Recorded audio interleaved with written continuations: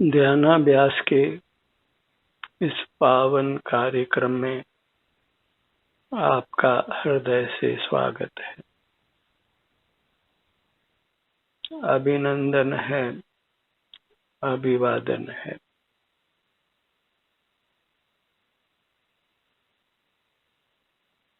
ध्यानाभ्यास में हम अपने आप से जुड़कर रहते हैं। अपने ही चेतन काया से जुड़कर रहते हैं। उसके लिए अपने नेत्रों को बंद कर लीजिए।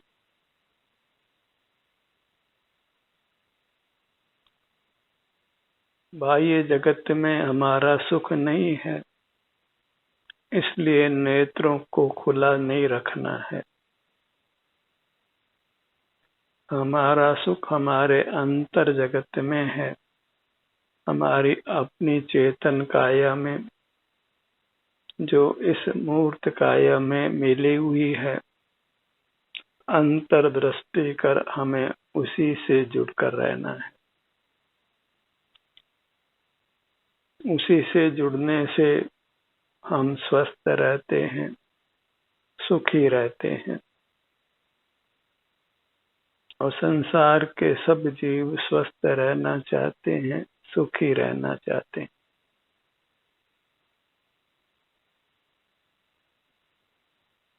अपने शरीर का एहसास करते हुए रहना है।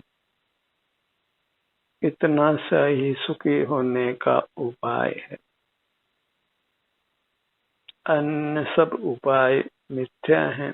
अन्य सब उपायों को हमने बारंबार किया है, तथापि हम दुखों से मुक्त नहीं हो पाए हैं।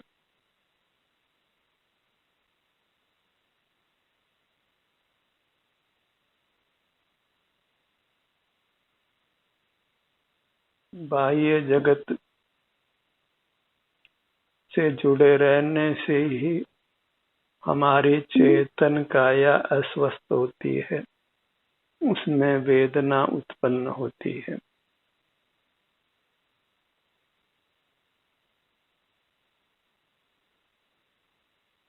हमें अपनी चेतन काया की संभाल करनी है, क्यों वही एकमात्र आनंद दाता है।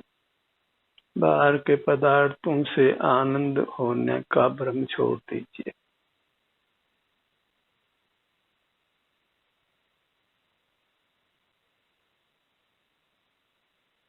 बाहर की दुनिया से सुख सा लगता है, पर वास्तव में वह सच्चा सुख नहीं है। सच्चा सुख अपने से जुड़ने से ही प्राप्त होता है। भूख लगे तो भोजन अच्छा लगता है, गर्मी हो तो कूलर एसी अच्छे लगते हैं। तो बाह्य पदार्थ तो किन्हीं कारणवश ही सुहावने लगते हैं, और अपना आभ्यंतर शरीर सुख का ही बना हुआ है।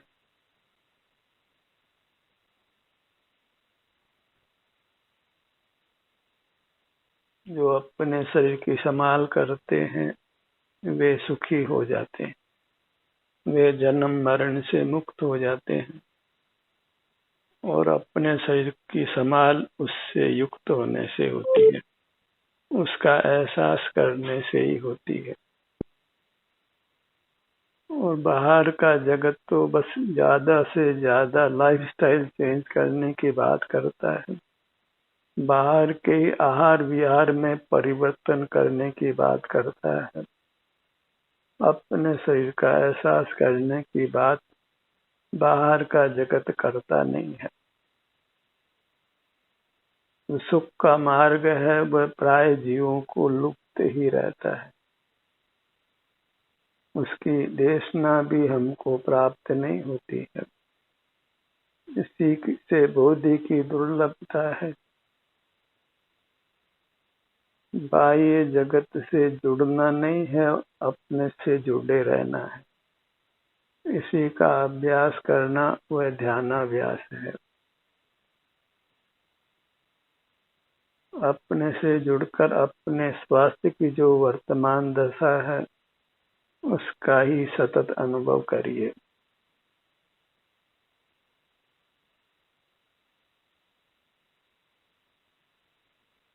और वेदना नहीं है अपने शरीर के विभिन्न भागों में, तो वह स्वाभाविक सुख है। उस सुख को पहचान कर उसी के अनुभव रूप रहिए। वह बीजभूत सुख है और उसका अनुभव करते हैं तो सुख बढ़ता रहता है और असीम हो जाता है। कदाचित वेदना हो तो धीरे धीरे वेदना समाप्त हो जाती है और फिर सुख प्रारंभ हो जाता है। यदि वेदना में खड़े हैं तो वेदना घटते घटते समाप्त होकर सुख प्रारंभ हो जाता है। तो वेदना नहीं है तो हमें सुख का प्रारंभ हो जाता है।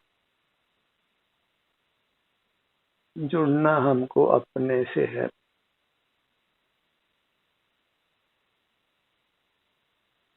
और अपनी पहचान नेत्र बंद करके अपना ध्यान अपने सिर से पैर तक लाने से होती है। अन्य किसी प्रकार से अपनी पहचान नहीं होती। भले आप कितने शास्त्र पढ़ो, मैं कौन हूँ इस पे नाना प्रवचन सुनो, भाषण सुनो, लेख पढ़ो, मैं का एहसास तो मैं से जुड़ने से ही होता है। अपना परिचय तो अंतर्दृष्टि में ही होता है। पढ़ने सुनने लिखने से अपना परिचय नहीं होता है।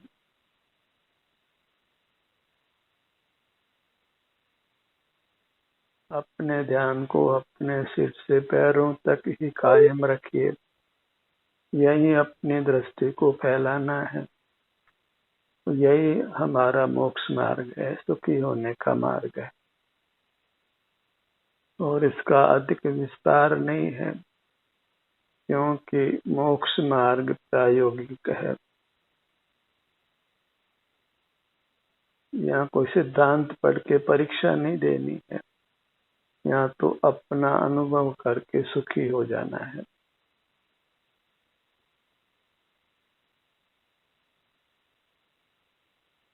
और जब अपने शरीर का संभाल करना है तो इसके हर अंग की संभाल करिए। हर अंग के सन्मुख होकर उसका एहसास कीजिए। और प्रयोग जब आप करते हैं तो आपको सुखानुभूति होती है, तो उस मोक्ष मार्ग की प्रतीति हो जाती है, विश्वास हो जाता है। यही मोक्ष मार्ग है, ऐसी श्रद्धा हो जाती है। फिर किसी से पूछने नहीं जाना पड़ता है। जैसे अग्नि के पास जाते हैं तो ये गर्म है, ये हमें अनुभव से विश्वास हो जाता है। किसी से पूछना नहीं पड़ता है कि अग्नि गर्म है या नहीं है। मिश्री को चख लेते हैं तो फिर पूछना नहीं पड़ता है कि मिश्री मीठी होती है क्या या नहीं होती। ऐसे जब अपना आस्वादन कर लेते हैं अपने सन्मुख ठहर कर, तो हमें अपने सुख का स्वाद आता है और हमें ये विश्वास हो जाता है कि हम सुख के बने हुए हैं, सर्वांग सुख मूर्ति ही है। और जब भी हमें सुख की भावना हो तो फिर हम अपने से जुड़कर सुखी हो जाते हैं। अपने आप को सुखी होने के लिए बाहर की दुनिया से छुड़ा लेते हैं। जो अनादि की भ्रमणा थी, अनादि से बहिर्मुख रहने का संस्कार था, उस संस्कार को तोड़ देते हैं, मिटा देते हैं। लोक व्यवहार से अपने आप को मुक्त करते हैं। बाहर की दुनिया में तो व्यवहार कुशल होने में, रहने में ही लोग अच्छा मानते हैं, पर मोक्ष मार्ग में तो व्यवहार को ही छोड़ देना है। क्योंकि जहाँ पर के साथ व्यवहार है वहाँ बहिर्मुखता है और उसका फल संसार है। जगत के परिचय में नहीं रहना है, जगत के साथ व्यवहार नहीं करना है। व्यवहार कुशलता को समाप्त करना है। व्यवहार ही नहीं रखना है तो व्यवहार खोटा अच्छे का प्रश्न ही नहीं है। हमें तो अपने शरीर का एहसास करते हुए सुख से रहना है।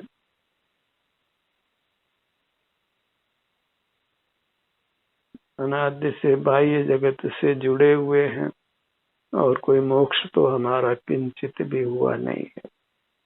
हमें उत्तम सुख का अनुभव नहीं हुआ है। यौवन अवस्था में भले ही कुछ अच्छा अनुभव हो, लेकिन यौवन अवस्था कितने दिन की है और मनुष्य भाव भी कितने समय का है। पर यदि हम अपने शरीर का एहसास करने का संस्कार डाल लेते हैं तो फिर जीव कभी भी दुर्गति को प्राप्त नहीं होता है। यहाँ सुख के स्रोत को ही पकड़ लिया तो फिर दुख कैसे हो सकता है। दुख तब तक ही है जब हम जो सुख के स्रोत नहीं है बाहर की दुनिया, उसके साथ हम जीते हैं। जब बाहर की दुनिया के साथ नहीं जीकर अपनी दुनिया के साथ ही जीते हैं तो फिर हम मोक्ष पा लेते हैं। भीतर मोक्ष है और बाहर संसार है। कोई मोक्ष को लोकाग्र में कहता है, कोई अन्यत्र कहता है, पर मोक्ष तो वास्तव में अपने भीतर होता है और वह तो सदा ही विद्यमान है। बस हमें उससे युक्त रहना है। अंतरंग में तो परमात्मा विराजमान ही है, बस हमें उससे युक्त रहना है तो फिर प्रकट परमात्मा हमारे अनुभव में आता है। सिर से पांव तक अपनी दृष्टि फैलाइए। कोई जल्दी जल्दी अंतर यात्रा नहीं करनी है। बड़ी शांति से, बड़ी तसल्ली से इस काम को करिए और दृष्टि को जल्दी फैलाएं तो भी कोई बाधा नहीं है। बस दृष्टि अपनी ओर रखनी है, पर की ओर नहीं करना है। बाह्य जगत से नाता तोड़ना है। वह राग का नाता है, वो राग ही है, उसी से संसार बना हुआ है। रिश्तों के प्रति हम जागृत हैं, पर रिश्ते कितने दिन के हैं ये हम नहीं जानते हैं। हमारा रिश्ता हमारे साथ है, हमारे आभ्यंतर शरीर के साथ है। कितने लोग परिचय में आए और वो परिचय देकर चले गए। नए नए लोगों से परिचय होता है, उनके साथ हम व्यवहार कुशल होने का प्रयत्न करते हैं, पर कुशल तो हमें अपने अनुभव में होना है। जो स्वानुभव में कुशल होते हैं, दक्ष होते हैं, वे ही सुख को प्राप्त करते हैं, अन्य कोई प्राप्त नहीं करता। केवल बाहर के आहार विहार को बदल लेने मात्र से हम दुखों से नहीं छूट सकते हैं। और जगत के प्राणी तो बस अधिक से अधिक कोई चेष्टा है तो बाहर के आहार विहार में परिवर्तन करने की चेष्टा करते हैं, क्योंकि भीतर का परिचय लोक के जीवों को नहीं है और अपने आनंद निधि तो भीतर है, बाहर के पदार्थों में नहीं है। एक पदार्थ छोड़कर दूसरा पदार्थ ग्रहण करें तो वहां आनंद नहीं होने से आनंद मिलने वाला नहीं है। कण कण को बदल बदल कर हमने भोगा है। बाहर की दुनिया के हर पदार्थ को कुछ छोड़ा नहीं है। इतने काल से हम यह है कि हम जगत के जितने पदार्थ हैं उनको सबको हम भोग चुके हैं, नाना बात। एक अपने को ही नहीं भोगा है। ये बात अत्यंत गंभीरता से लेने जैसी है। अपनी गलती का जब एहसास हो जाता है तो हम गलती को सुधार देते हैं। हमें वास्तव में अपनी गलती का भीतर से एहसास ही नहीं होता।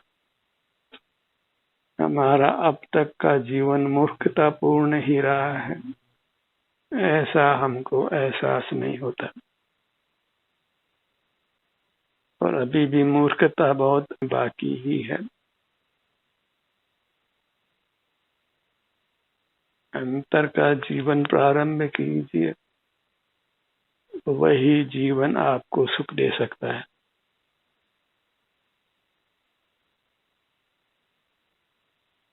गुप्त रहकर अपने आभ्यंतर शरीर जो सुख का बना हुआ है, उसी सुख को भोगिए।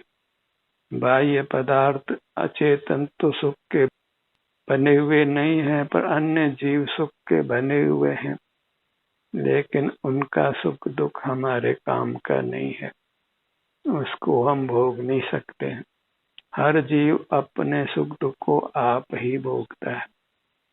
तो बाहर के अचेतन और चेतन दोनों ही पदार्थ हमारे प्रयोजन के नहीं है, तो फिर उनसे व्यवहार रखने का कोई उत्तम फल नहीं है।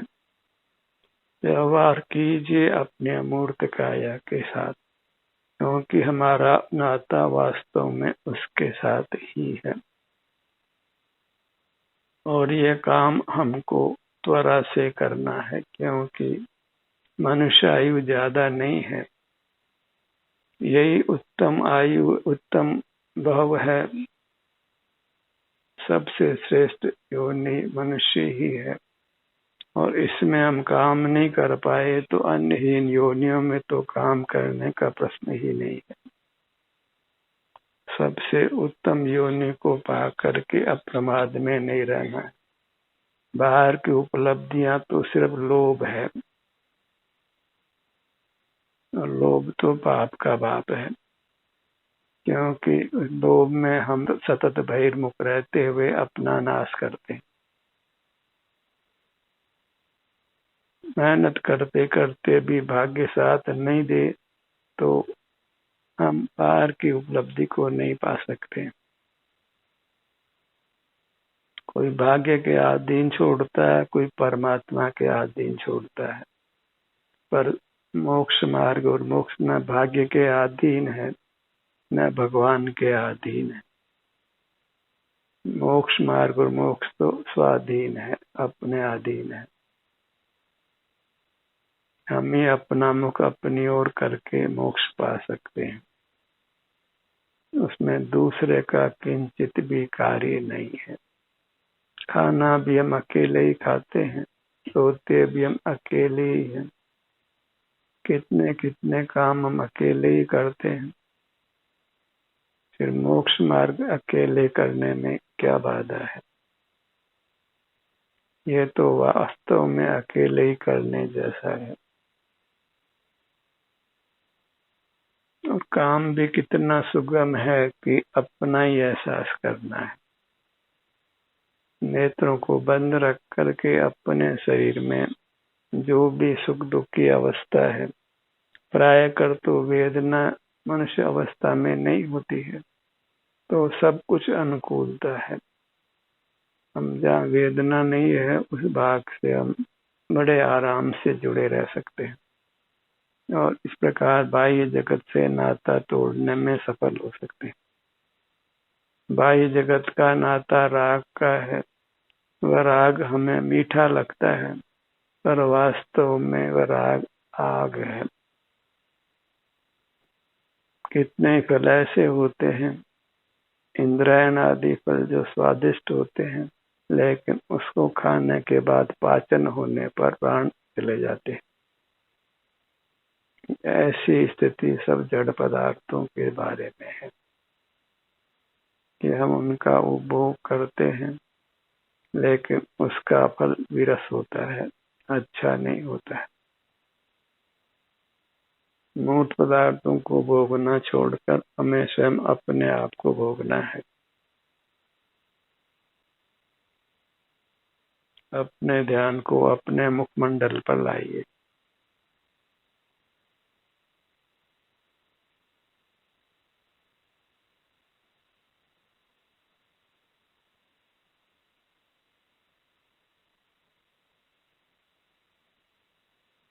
छोटे छोटे नाना अंग उपांग हैं,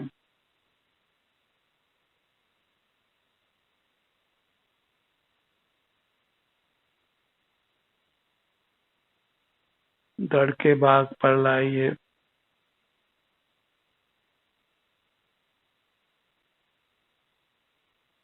यह विशाल भाग है। इस भाग में बहुत सारे मूर्त अंगोपांग हैं जिनके साथ हमारा निमित्त नैमित्तिक संबंध बना रहता है।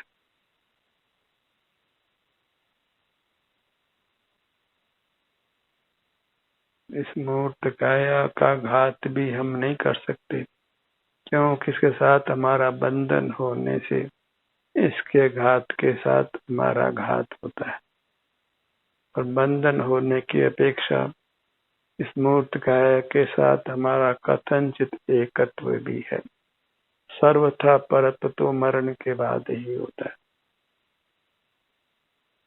परत्व माने निमित्त निमित्त संबंध भी समाप्त हो जाना, वह तब ही होता है जब हम अपने सन्मुख रहकर सकल कर्मों को नष्ट कर देते, परमात्म दशा को पा लेते। इंद्रिय द्वारों को बंद रखकर ही हम मूर्त जगत के साथ बंधन से मुक्त हो सकते हैं। अपने ध्यान को अपनी दाहिनी भुजा पर लाइए।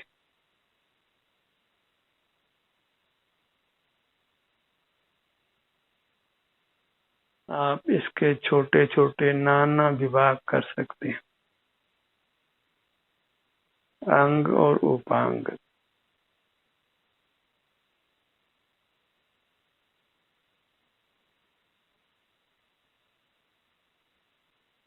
तो कहिए हमारा यथार्थ लक्षण है, क्योंकि सुख या दुख के बिना हम एक समय भी नहीं रहते। निद्रा में इंद्रिय ज्ञान हम नहीं कर पाते हो, पर निद्रा में भी हम बाह्य जगत से जुड़े ही रहते हैं और हमारा संसार बनता ही रहता है।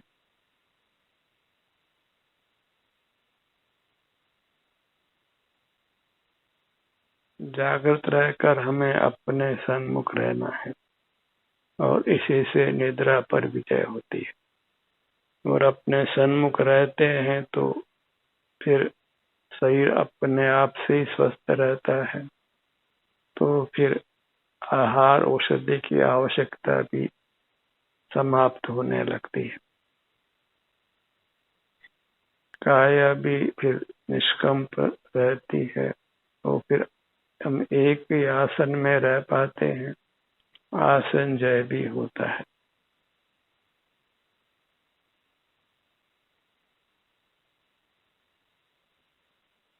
आहार, आसन और निद्रा को जीतकर हम सुगमता से अपने सन्मुख रह सकते हैं। आहार अधिक कर लेने पर भी इंद्रियां मन चंचल हो जाती है, तो अपने सन्मुख होना कठिन हो जाता है। एक ही आसन में रहने का अभ्यास किया जाए, आहार न्यूनतम लिया जाए, निद्रा भी न्यूनतम हो और अंतर्मुखता का अभ्यास करें तो ये सब कुछ सुगम हो जाता है। फिर उत्तरोत्तर आत्मोन्नति होती जाती है। कर्म की संधि टूटती जाती है और सुख प्रकट होता जाता है। अपने ध्यान को अपने दाहिने पैर पर लाइए।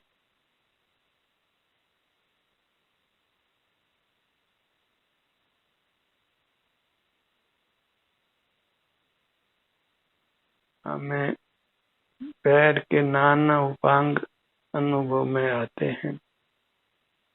हर स्थान, हर भाग यथास्थान हमारे अनुभव में आता है।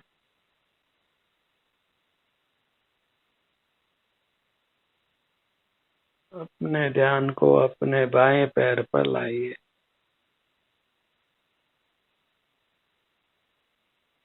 बंद नेत्रों से जो पैर अनुभव में आता है वह मूर्त पैर नहीं है, इसी में मिला हुआ अमूर्त पैर है।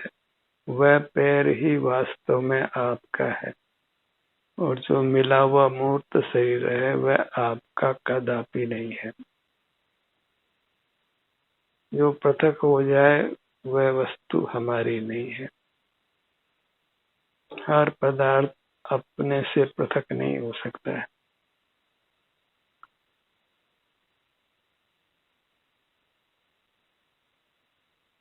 अपने ध्यान को अपने बाएं पैर पर लाइए।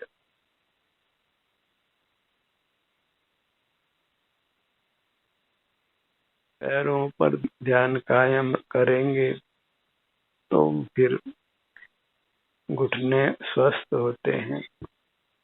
हमें वेदना का अनुभव नहीं करना पड़ता है, पर इस अभ्यास को गंभीरता से करने की आवश्यकता है और विश्वास हो तभी हम गंभीर हो पाते हैं।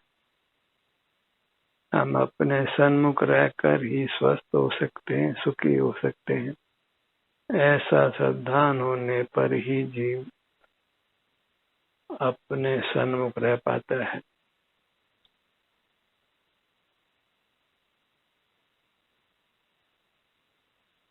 अपने ध्यान को अपने बाएं भुजा पर लाइए।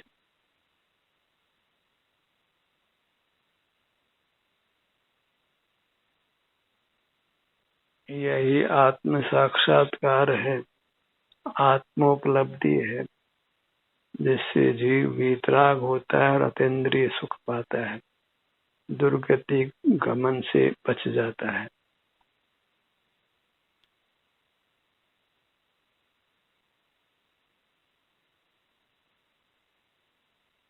अपने में ही अंतर यात्रा करते करते ये जीव परमात्मा हो जाता है। उत्तरोत्तर सुख बढ़ता जाता है और वह पूर्ण हो जाता है। फिर लौटकर जीव कभी संसार में नहीं आता, माने बहिर्मुख नहीं होता। बहिर्मुख रहना ही अपना संसार है। बाहर की दुनिया कोई हमारा संसार बिल्कुल नहीं है।